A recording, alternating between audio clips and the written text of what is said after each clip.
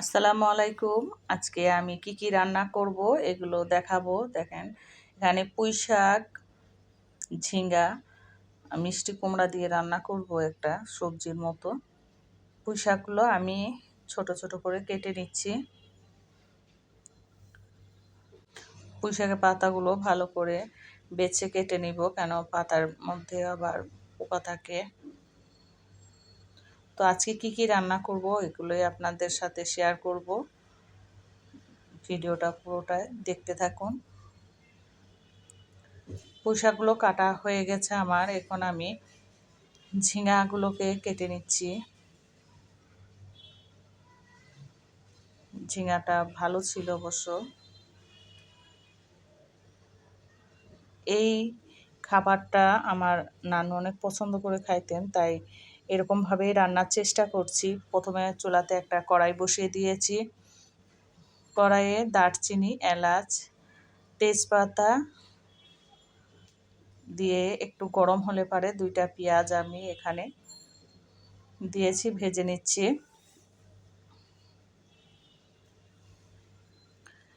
হালকা লাল হলে আমি এখানে মশলা বেটে রেখেছিলাম, পেঁয়াজ, জিরা গোল আর একটু দারচিনিও বেটে নিয়েছি। দেখুন, পানি দিয়ে দিলাম, মশলাটাকে ভালো করে কষবো। ধনে গুঁড়া 1 চা চামচ, মরিচ গুঁড়া 1/2 চা চামচ, হলুদ গুঁড়া 1/2 চা চামচ দিয়ে দিয়েছি। আদা রসুনের পেস্টটা দিয়েছি, আর এখানে স্বাদ মতো লবণ দিয়ে মশলাটাকে আমি ভালো করে এখন কষে নিব।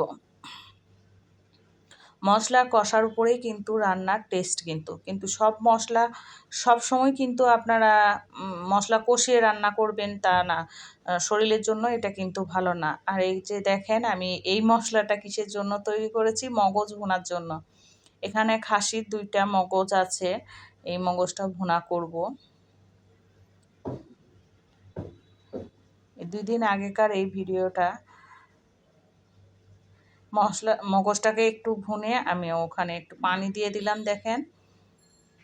আর এইদিকে 2টা আম দিয়ে টক তৈরি করছি।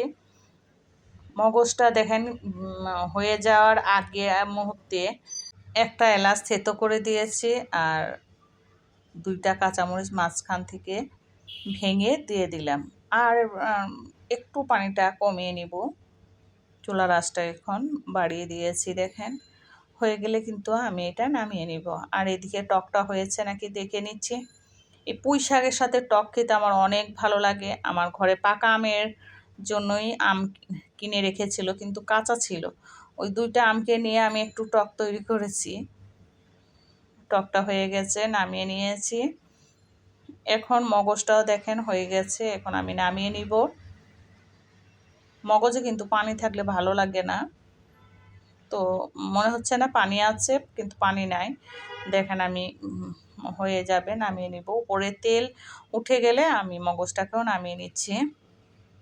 আর আমি বেশিরভাগই স্টিলের জিনিসেই গরম জিনিস ঢালতে পছন্দ করি। আমার মতো কে কে এরকম পছন্দ করেন কমেন্ট করে অবশ্যই জানাবেন। দেখেন, 2টা মগজ মাশাআল্লাহ অনেকগুলোই হয়েছে। এটা রান্না হয়ে গেলে ওই কড়াইয়ে অল্প একটু তেল দিয়েছি, পেঁয়াজ দিয়ে দিলাম একটা কুচি করা। বেশি পেঁয়াজ এখানে ব্যবহার করব না। পেঁয়াজটা একটু করে আমি পানি দিয়ে দিয়েছি, কেন মশলা সবসময় পুরাই রান্না করলে, আগেও বলেছি এখনও বলছি, ভালো লাগে না আমার কাছে।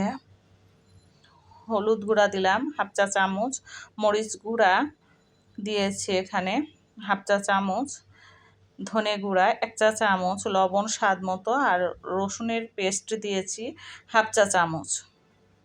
দিয়ে মশলাগুলো দিয়ে একটু ভালো করে আমি কষে নিচ্ছি। এখানে জিরার যে ফাঁকিটা সেটা ব্যবহার করতে পারেন। আমি ছোট চামচের 1 চামচের 1/2 চামচ মতো দিয়েছি, এই যে 1/2 চামচ মতো দিলাম।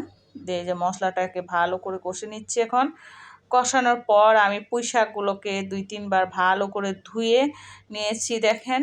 এখন দিয়ে দিলাম। আর ঝিঙ্গাগুলোও কেটেছি, ঝিঙ্গাগুলো দিয়ে দিলাম। আর মিষ্টি কুমড়াগুলো দিতে গিয়ে আমার এটা উঠে নাই ছবিটা, বুঝলাম না কেন। সব পুঁই শাকে আমি সেরকম কিন্তু পানি দিই নাই, দেখেন কতটা পানি হয়েছে। এখানে চিংড়ি মাছটা আপনারা ব্যবহার করতে পারেন, তাহলে অনেক ভালো লাগবে খেতে। আমার কাছে ছিল না, শেষ হয়ে গেছে। তো এই যে হয়ে গেছে, এখন নামিয়ে নিচ্ছি। এই সবজিটা করে এমনি খেলেও অনেক ভালো লাগে খেতে। নামানো হয়ে গেছে। আমার ৩টাই তরকারি রান্না হয়ে গিয়েছিল। ছেলের জন্য অল্প ডাল রান্না করেছি, ওইটা আর দেখালাম না। মগজ ভুনা, পুঁই শাক আর এই টক। কেমন লেগেছে আপনাদেরকে অবশ্যই কমেন্ট করে জানাবেন। এটা দুপুরে